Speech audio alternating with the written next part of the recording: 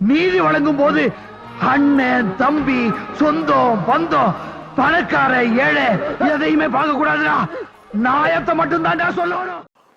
அனைவருக்கும் வணக்கம். ஒட்டுமொத்த தமிழ்நாட்டையும் உலுக்கி போட்ட தூத்துக்குடி மாவட்டம் சாத்தான்குளத்தை சார்ந்த ஜெயராஜ் பென்னிக்ஸ் காவல் நிலைய கொலை வழக்கில் நேற்றைக்கு மதுரை மாவட்ட நீதிமன்றம் தண்டனை விவரங்களை அறிவித்திருக்கிறது. அரிதினும் அரிதான வழக்கில் இந்த மாதிரியான தண்டனைகளை நீதிமன்றம் வழங்கும் என்றும் இதை ஒரு சாதாரண வழக்காக எடுத்துக்கொள்ள முடியாது, எந்த விதமான குற்றமும் செய்யாத மரியாதையான வாழ்க்கையை வாழ்ந்து கொண்டிருந்த அவங்க குடும்பத்தினுடைய ஆதாரமாக இருந்த ஜெயராஜ் மற்றும் பென்னிக்ஸ் அப்பா மகன் இருவரும் காவல் நிலையத்துக்கு வர வைக்கப்பட்டு மிக கொடூரமான முறையில் கொலை செய்யப்பட்டிருக்காங்க. அந்த சிசிடிவி காட்சிகளையும் அவருடைய பிரேத பரிசோதனை காட்சிகளையும் பார்க்கிற பொழுது மனதை உறைய வைக்கிறது என்று சொல்லி தன்னுடைய பேனா முனையை உடைத்து தீர்ப்பை சொல்லியிருக்கிறார் மதுரை மாவட்ட நீதிபதி முத்துக்குமரன் அவர்கள். உண்மையிலேயே மதுரை மாவட்ட நீதிபதி முத்துக்குமரன் அவர்களுக்கு நம்முடைய ராயல் சல்யூட். என்ன தீர்ப்பு என்பது எல்லாருக்கும் தெரிந்தது தான், எல்லாரும் எதிர்பார்த்த தீர்ப்பு தான். இது போன்ற காவல் நிலைய மரணங்கள் தடுக்கப்படணும், அப்பாவிகள் படுகொலை செய்யப்படக்கூடாது, அதிகார துஷ்பிரயங்கள் குறைக்கப்படணும், அடக்குமுறையும் ஒடுக்குமுறையும் காவல்துறை என்ற பெயரில் நடைபெறக்கூடாது. அப்படின்னா இந்த தீர்ப்பு தான் சரியான தீர்ப்பு. மரணம் எதற்கும் தண்டனை கிடையாது, ஆனால் இது ஆப்ஷனல். அதனால தான் நீதிபதி அரிதினும் அரிதான வழக்கு என்பதை மென்ஷன் பண்றாரு. இதுல சம்பந்தப்பட்ட காவல்துறை ஆய்வாளர் ஸ்ரீதர் அவர்களுக்கு மரண தண்டனை, அதே போல சப் இன்ஸ்பெக்டர் பாலகிருஷ்ணன், ரவி கணேசர் 2 பேருக்கும் மரண தண்டனை. அதே போல எஸ்எஸ்ஐ பால்துறை மரண தண்டனை. அவரு கொரோனாவில் உயிரிழந்துட்டாரு. அதனால இந்த 9 பேர்ல 8 பேருக்குமே மரண தண்டனையும், காவல்துறை ஆய்வாளர் ஸ்ரீதருக்கு 24 லட்சம் ரூபாய் அபராதமும், ரவி கணேசு அந்த பாலகிருஷ்ணன் 2 பேருக்குமே 10 லட்சம் ரூபாயும், அடுத்தடுத்து அந்த காவல்துறை அதிகாரிகளுக்கு காவலர்களுக்கு 5 லட்சம் ரூபாய் அபராதம் விதித்து கிட்டத்தட்ட 1,04,00,000 ரூபாய் அபராதத்தை அந்த குடும்பத்திற்கு நீங்கள் கொடுக்க வேண்டும். இந்த அபராதம் பத்தாது என்று நீங்கள் விரும்பினால் மேல்முறையீடு அரசு தரப்பு வழக்கின் மூலம் செய்யலாம் என்றும் நீதிபதி சொல்லியிருக்காரு. கிட்டத்தட்ட 600 பக்க தீர்ப்பை வாச்சிருக்காரு. கிட்டத்தட்ட 2400 பக்கங்கள் குற்றப்பத்திரிகையை எடுத்து இந்த வழக்கு கிட்டத்தட்ட ஒரு 6 ஆண்டுகள் நடந்தது. இந்த வழக்கு உண்மையிலேயே இது ஒரு தாமதிக்கப்பட்ட நீதியாக இருந்தாலும் கூட இந்த வழக்கில் காவல்துறை சம்பந்தப்பட்டதுனால, காவல்துறை பொதுவாக ஒரு வழக்கில் சம்பந்தப்பட்டிருக்காங்கன்னா காவல்துறையே குற்றவாளியாக இருந்தால் இன்னொரு காவல்துறை அதிகாரிகளோ காவலர்களோ சாட்சி சொல்ல வரமாட்டாங்க. சாமானிய மனிதன் கொலை செய்யப்பட்டாலே சாமானியர்கள் சாட்சி சொல்ல வருவதில்லை. தாக்கேசன் கொலை வழக்குகள் நம்ம பார்த்துருக்கிறோம், பல்வேறு கொலை வழக்குகள் இருக்குது. சாமானியர்கள் சாட்சி சொல்வதில்லை, பயந்து போய் பண்ண மாட்டாங்க, இல்லை அதிகாரத்துக்கு பயந்து, இல்லை பணத்துக்கு அடிமையாகி, இல்லை பிறல் சாட்சியாக மாறுவாங்க. ஆனால் இங்கே இந்த வழக்கில் இந்த 9 பேருக்கும் ஸ்ரீதர், பாலகிருஷ்ணன், ரவி கணேசு, இந்த சாமத்துறை, முருகன், முத்துராஜி, அதே போல் தாமஸ் பிரான்சிஸ், வெயில்முத்து, இவங்க எல்லாருக்கும் தண்டனை கிடைச்சிருக்கு. அப்படின்னா ஒரே ஒரு ஆள் தான் காரணம், ரேவதி என்கிற அந்த காவல் நிலையத்தில் பணி செஞ்ச காவலர். அவங்க மட்டும் சாட்சியா இல்லை அப்படின்னா இந்த தண்டனை கிடைச்சிருக்காது. முழுக்க இது மாற்றப்பட்டிருக்கும், என்ன நடந்துச்சுன்னே தெரியாமல் போயிருக்கும். ஜூன் மாதம் 19ஆம் தேதி 2020 சாத்தான்குளத்தில் ஒரு மொபைல் ஷாப் வச்சுக்கக்கூடிய ஜெயராஜ் பென்னிக்ஸு ஊரடங்கு காலகட்டம் 8 மணிக்கு மேலே கடையை திறக்கக்கூடாது என்று காவல்துறை அனௌன்ஸ் பண்ணுது. அப்போ அது ஊரடங்கு கொஞ்சம் கொஞ்சமாக தளர்வு ஏற்பட்டிருக்க காலம் தான், பெரிய டைட்டான ஊரடங்குலாம் இல்லை. ஒரு 8-5 ஆயிடுச்சு. தாம வச்சது ஒரு பேரூராட்சி தான். அது சாத்தான்குளம் ஒரு அந்த ஒரு சாதாரண பகுதி தான். அப்போ அந்த கடையை மூடும்போது இவர் ஒருமையில் திட்டும்போது ஜெயராஜ் ஏதோ ஒரு வார்த்தையை பேச ஜெயராஜை கூப்பிட்டு விட்டு வண்டியில் ஏற்றி ஸ்ரீதர் வண்டியில் இருக்கும்போது கூப்பிட்டு போகிறாங்க ஸ்டேஷனுக்கு, சாத்தான்குளம் ஸ்டேஷனுக்கு. கூட்டிகிட்டு போனோடனே தடுக்கிறதுக்காக பென்னிக்ஸ் போகிறாரு. பென்னிக்ஸை இவங்க கண்டுக்கலை, அவங்க அப்பாவை கூப்பிட்டு போயிடுறாங்க. அவங்க அப்பாவை ஸ்டேஷனுக்கு கூப்பிட்டு போகிறாரு அப்படின்னு சொன்னோடனே பைக் எடுத்துக்கிட்டு தன் நண்பன் மூலியமாக அட்வொகேட்டையும் கூப்பிட்டுக்கிட்டு இவர் போகிறாரு. உள்ளே போய் அவங்க அப்பாவுக்கு போய் எதுக்கு நீங்கள் அப்பாவை கூப்பிட்டு வந்தீங்க அப்படின்னு கேட்கும்போது, யாரா ஸ்டேஷனில் நீ பேசுறது அப்படின்னு சொல்லி வாக்குவாதம் ஆகுது. அப்போ அப்பாவை ஸ்டேஷனில் வச்சு இது பண்ணும்போது பையன் கேட்க உடனே பையனை அடிக்கிறாங்க. பையன் அடிச்சோடனே அப்பா அடிக்கிறாங்க. 2 பேரும் மேலே கூட்டு போங்கடா, ஸ்டேஷனுக்கு வம்பு பண்ணியான்னு சொல்லி 2 பேரும் மேலே கூட்டு போய் அந்த காவல்துறை மாடியில் சரியாக 8 மணிக்கு மேலே கூட்டு போகிறாங்க. ஒரு 8:30 மணிக்கு கூட்டு போய் இரவு முழுக்க மிக கொடூரமான தாக்கப்பட்டதாக அந்த நேரத்திலே செய்தி வந்தது. ஆனால் இன்றைக்கு நீதிபதி சொல்றாரு, சத்தம் கேட்கல, அவங்க 2 பேரும் அழுகிற சத்தம், அலறல் சத்தம் கேட்கல அப்படின்னு சொல்லி இன்ஸ்பெக்டர் ஸ்ரீதர் சேரை போட்டு உட்கார்ந்து கொண்டு அந்த ரவி கணேஷ், பாலகிருஷ்ணன், இந்த காவலர்கள் எல்லாரையும் விட்டு மாறி மாறி மாறி அடிக்க வச்சிருக்காரு. இரவு முழுக்க அந்த பகுதி முழுக்க அலறி இருக்கு. இதுல ரேவதி என்கிற காவலரும் பியூலா என்கிற காவலரும் கீழே இருக்காங்க, அவங்க மேல போகல. அந்த சத்தத்தை கேட்டிருக்காங்க, கண்ணில் நேரில் பார்த்துருக்காங்க, உறைஞ்சு போயிட்டாங்க எல்லாரும். அந்த அந்த காவல் நிலையத்தில் நிறைய பேர் தடுக்க பார்த்துருக்காங்க. எல்லாம் கீழே போ, எல்லாம் கீழே ஓடு.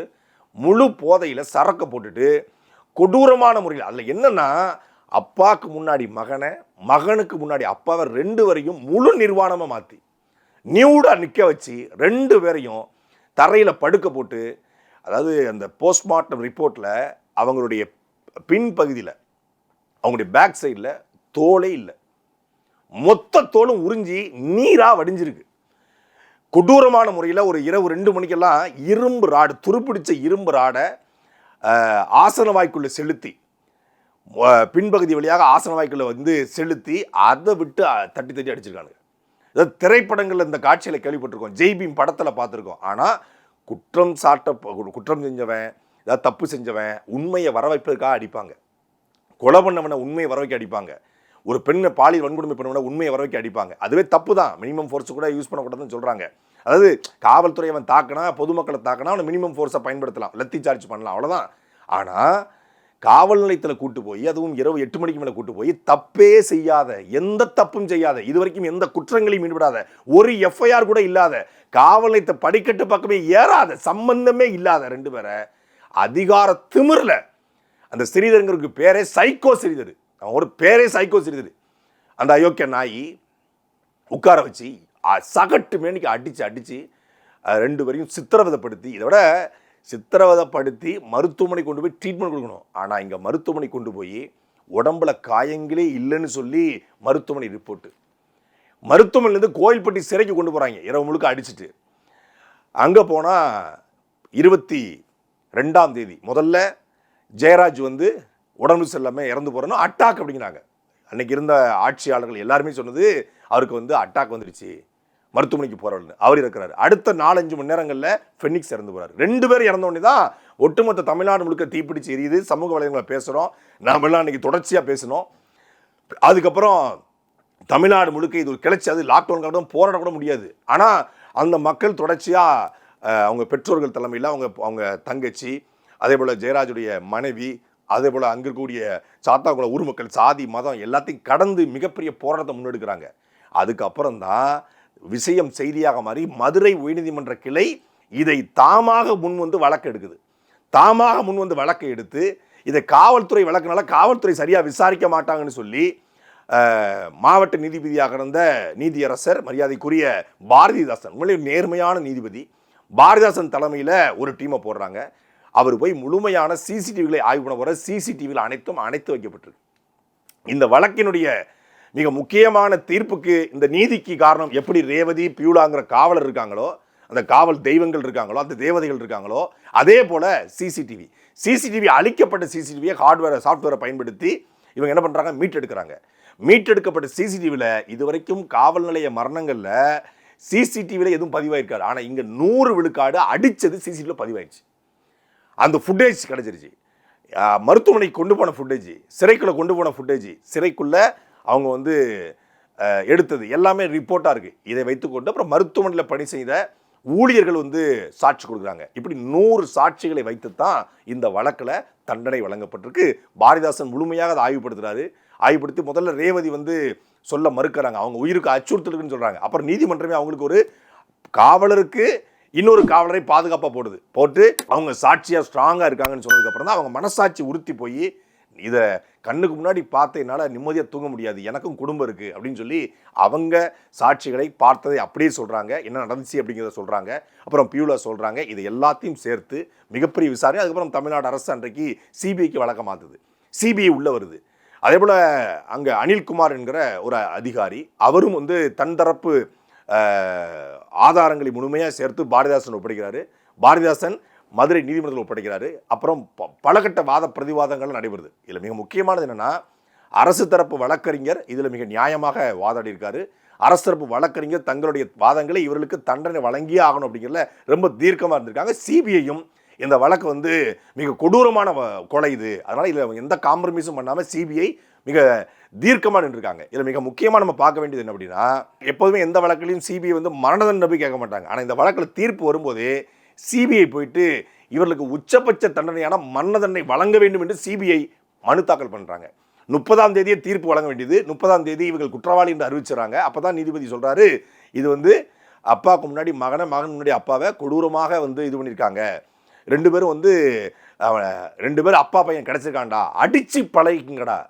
இந்த சிறிதருங்கிற அந்த அயோக்கிய நாய் சைக்கோ பையன் சொன்னது, அடித்து பழகிக்கோங்க, எவனோ 2 பேர் கிடச்சிருக்கான், அடைச்சி பழகிக்கோன்னா ஒரு காவல்துறையில் உடல் தேர்வு எழுதி அறிவு தேர்வு எழுதி எல்லாம் செஞ்சு மக்களுக்காக பணி செய்ய வந்தவர்கள். தமிழ்நாட்டில் எத்தனையோ நேர்மையான காவல்துறை அதிகாரிகள் இருக்காங்க, மக்களுக்காக பாடுபடக்கூடிய அதிகாரிகள் இருக்காங்க. எல்லா காவல்துறையும் இப்படி சைக்கோத்தனமாக நடந்து கொள்வது கிடையாது, எல்லா காவல்துறையும் அப்பாவிகளை அடிப்பது கிடையாது. ஆனால் அதை நீதிபதி மென்ஷன் பண்ணியிருக்காரு, நேர்மையான காவல்துறை இருக்காங்க. ஆனால் இது காம்ப்ரமைஸே பண்ண முடியாது.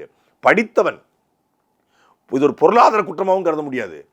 படித்தவன் எல்லாம் தெரிந்த அறிவுள்ளவன் இதுபோல தவறுகளை ஈடுபடுவதை ஒருபோதும் நீதிமன்றம் ஏற்றுக்கொள்ளாது. அதனால தான் இந்த 9 பேருக்கும் ஒரு மரண தண்டனை கொடுக்கல, இரட்டை மரண தண்டனை, 2 மரண தண்டனை, சாகும் வரை அவர்களுக்கு அதாவது மரண தண்டனை பொறுத்தவரை நீங்கள் சாகும் வரை சிறை அப்படின்னு ஒரு தண்டனை இருக்குது. சாகும் வரை சிறைனா அவன் பாடியாகி வெளியே வருவான், அவனை ஜெயிலில் கொல்ல மாட்டாங்க, அவன் சாகிற வரைக்கும் ஜெயிலில் இருக்கணும். வயசாகி 80 வயசோ 70 வயசோ சாகிற வரைக்கும் ஜெயிலு. இன்னொன்று மரண தண்டனை.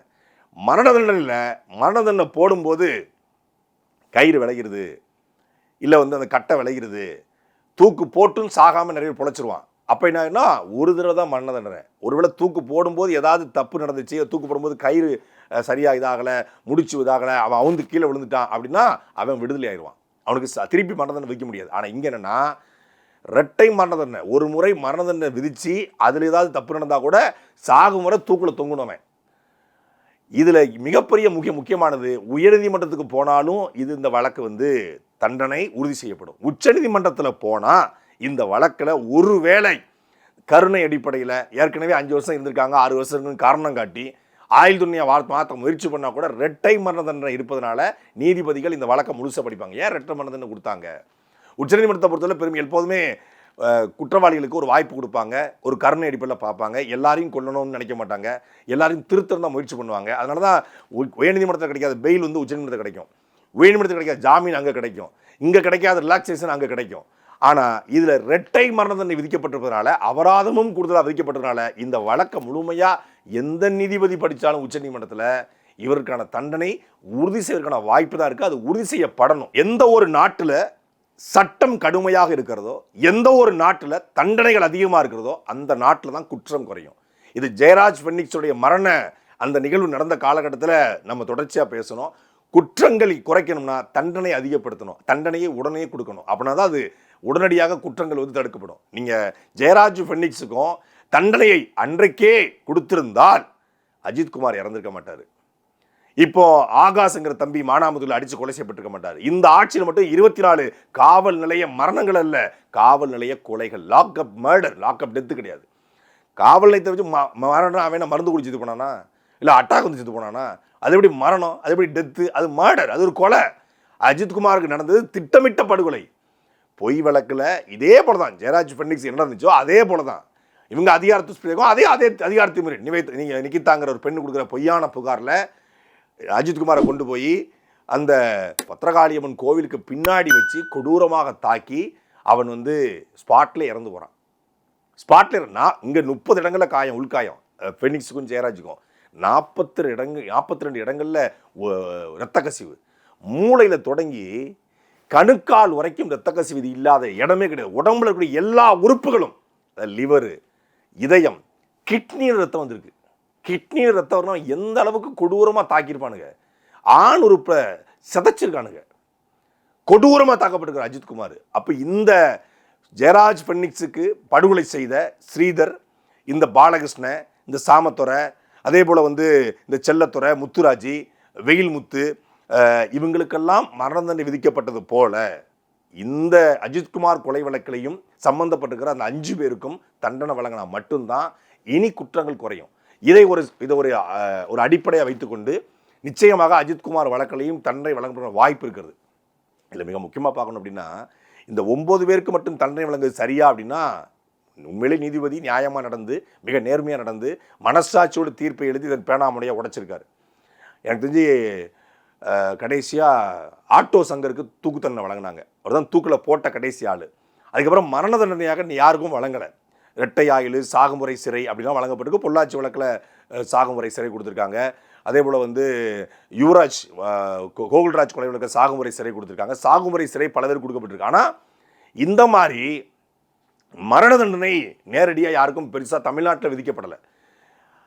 அப்போ இதில் சாகுமுறை சிறை கொடுத்தது சரிதான், மரண தண்டனை கொடுத்தது சரிதான். ஆனால் இந்த வழக்கில் ஃப்ரெண்ட்ஸ் ஆஃப் போலீஸ், ஜெயராஜ் ஃபெனிக்ஸுடைய கொலை வழக்குக்கு பிறகுதான் ஃப்ரெண்ட்ஸ் ஆஃப் போலீஸுங்கிற ஒரு காவல்துறை நண்பர்களாக ஒரு குறிப்பாக ட்ரைனிங் பண்ணி ஒரு காவல் நிலையத்திலேருந்தே அவங்களுக்கு காசை போட்டு வைப்பாங்க. அரசு சம்பளம் போடாமல் காவல் நிலையத்திலேருந்து காசை போட்டு அவங்களுக்கு காவல்துறைக்கு உதவி செய்யக்கூடிய, அப்புறம் அவங்களுக்கு தூது சொல்லக்கூடிய, அவங்களுக்கு தகவல் செய்யக்கூடிய ஆட்கள் இருப்பாங்க.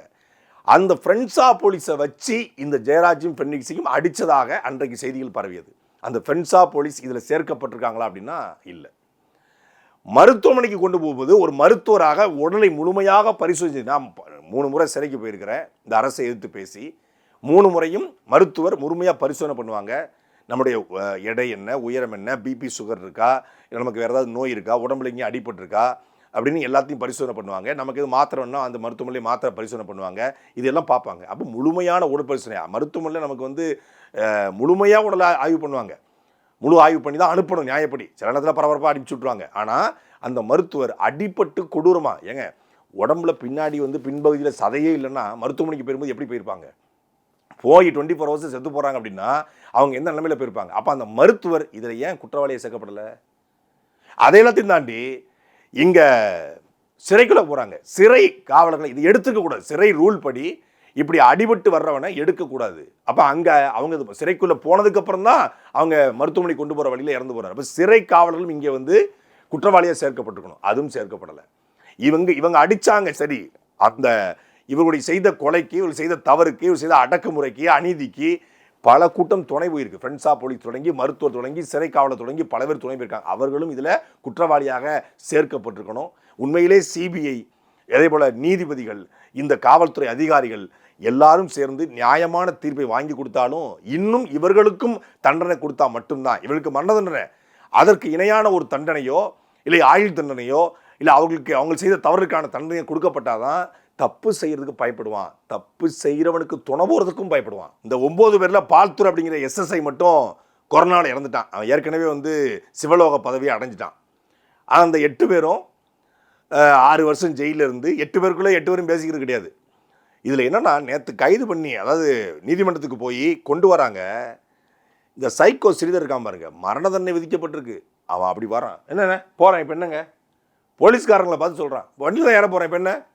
அவனுடைய திமிர் இன்னும் அடங்கலை. மரண தண்டனை விதிக்கப்பட்டோம் அந்த மண்டாண்டிக்கு திமிர் அடங்கலை. என்ன நினைக்கிறான்னா உயர்நீதிமன்றம் இருக்குது, உச்சநீதிமன்றத்தில் இருக்குது. இவன் தான் இதில் கேம் பிளேயரே. இந்த கேமை பிளே பண்ணது, இந்த ப்ரூட்டல் கொலைக்கு காரணமே இவன் தான். இவனுடைய ஈகோ, இவனுடைய சைக்கோத்தனம் தான் மற்ற எல்லாருடைய வாழ்க்கையும் பழி வாங்கிருச்சு. இவன் செஞ்ச தவறுக்கு அவங்க துணை போயிருக்காங்க. ஆனால் தப்பு A1 அக்யூஸ்ட் யாருன்னா இவன் எவ்வளோ பெரிய கேம் பண்ணியிருக்கான்னா, 9 பேருக்கும் தண்டனை வரப்போகுதுன்னு இவனுக்கு தெரிஞ்சிருச்சு. வழக்கு நீதிமன்றத்தில் ஸ்ட்ராங்காக போய்கிட்டு இருக்கு. எல்லா எவிடன்ஸும் கிடச்சிருச்சு. சிசிடிவி ஆதாரங்கள், ரேவதி பியூலா கொடுத்தது, 106 சாட்சிகள், அக்கம்பக்கத்து சாட்சிகள் எல்லாம் கிடச்சிருச்சு. நமக்கு எதிராக தான் இருக்குன்னு இவன் என்ன பண்ணிட்டான், நீதிமன்றத்தில் போய் இவனே வாதாடுறான். ஸ்ரீதர் வாதாடி நான் அப்ரூவராக மாறிக்கிறேங்கிறான். ஏண்டா நீ தாண்டா கொலை பண்ணது, நீ எப்படி அப்ரூவராக மாறுவ? இப்போ இந்த 9 பேரில் ஒருத்தர் ஸ்ரீதர் எங்களை அடிக்க சொன்னாருங்க அப்படின்னு சொல்லி அப்ரூவராக மாறினா பரவாயில்ல. ஆனால் இவன் அப்ரூவராக மாறணும் நீதிபதி சொல்லிட்டாரு, தூக்கி டேபிள் பெட்டி தூக்கி உடச்சிருவேன் ஓடிடு அப்படின்ட்டாரு. அப்ரூவராவதை ஏற்றுக்கொள்ள முடியாது. உடனே உச்ச நீதிமன்றத்தில் போய் ஜாமீன் போட்டு வரான். அதாவது வாழணும்னு ஆசை. உனக்கு மட்டும் வாழணும்னு ஆசை இருக்குண்ணா, ஜெயராஜும் பெண்ணிக்ஸுக்கும் வாழணுங்கிற ஆசை இருந்திருக்காதா? ஒரு குடும்பத்தின் ஆணிவேறு அப்பா மகன், அந்த குடும்பத்தை அழித்து, அந்த ஆணிவேரை அழித்து, எத்தனை ஜெயராஜுடைய மனைவி, அவள் மகள் எவ்வளவு வேதனைப்பட்டிருப்பாங்க, எவ்வளவு வருத்தப்படுவாங்க, எத்தனை கோடியை கொட்டி கொடுக்கணுமே. மரண தண்டனை இவங்களுக்கு விதிக்கட்டுமே, அவங்களுக்கு வழி இருக்காதா? அவங்க இல்லாம இருக்கக்கூடிய இரவுகளும் அந்த உழைப்பில்லாத அந்த குடும்பமும் என்ன வேதனைப்பட்டிருப்பாங்க. பணம் பொருள் சம்பாதிச்சுக்கலாம் யார் வேணாலும் வேலைக்கு போய். ஆனா ஒருத்தனுடைய இருப்பு இல்லாமல் அந்த குடும்பம் எவ்வளவு துயரப்படும், எவ்வளவு துன்பப்படும். தப்பு செஞ்சாங்க, அவங்க ஒரு அக்யூஸ்டுங்க, கொலை பண்ணாங்க, கொலை பண்ணவனுக்கு கூட குடும்பம் கதறுது. ஏதாவது தப்பு பண்ணிட்டான், அதுக்காக காவல்துறை என்கவுண்டர் பண்ணிச்சு, அதுக்காக காவல்துறை கொண்டுச்சுன்னா கூட மனசு கொஞ்சம் ஆறும். தப்பு பண்ணால் தப்புக்கு தண்டனை அனுப்பிச்சான்னு. ஆனால் தப்பே செய்யாமல் யாருடைய இதுலேயும், அதாவது இந்த ஃபெனிக்ஸ் வந்து ரொம்ப ரொம்ப நல்ல பையன். அதாவது சமூகப்பட்டு கொண்டவன், அவனுடைய சமூக வலைதளங்கள்லாம் அந்த நேரத்தில் பரவப்பட்டுச்சு. ரொம்ப சமூகப்பட்டு கொண்டவன், ரொம்ப தமிழ் பட்டு கொண்டவன், ரொம்ப மொழிப்பட்டு கொண்டவன், ஒரு அரசியல் புரிதல் கொண்டவன், நல்ல பையன். அந்த பையனை சித்திரவதை பண்ணி கொள்ளணும்னா எவ்வளோ பெரிய சைக்கோ மனநிலை இருக்கணும். யாருடைய வம்புத்துமுக்கும் போகாத ஒரு பையன், அவனையும் அவங்க அப்பாவையும் அடித்து கொண்டுட்டு நீங்கள் சர்வசாதாரணமாக எந்த தப்பும் நடைபெறாத மாதிரி அவன் காருக்குள்ளே ஏறினான்னா இவனுக்கு கொடுக்கப்பட்ட இந்த தண்டனைங்கிறது ரொம்ப குறைவு தான். மரணத்தை தானே வரும், தண்டனை கொடுக்க முடியாது. அதனால் இதுவே சரியான தண்டனை. இதற்காக 6 ஆண்டு காலம் பாடுபட்ட வழக்கறிஞர் பெருமக்கள், வழக்கை விசாரித்த ஆதாரங்களை சேர்த்த நீதியரசர் மரியாதைக்குரிய பாரதிதாசன் அவர்கள், சாட்சியாக இருந்த அந்த சகோதரி, காவல்துறை சகோதரி ரேவதி பியூலா அவர்கள், அதேபோல இன்றைக்கு வரலாற்று சிறப்புமிக்க தீர்ப்பை வழங்கி குறைந்தபட்சம் மக்களுக்கான பாதுகாப்பை உறுதி செய்திருக்கிற நீதியரசர் முத்துக்குமரன் அவர்கள், அவர் அனைவருக்கும் நம்முடைய ராயல் சல்யூட். சாட்டை எடுத்து நாட்டை திருத்து, இளம் தலைமுறை தானே நீ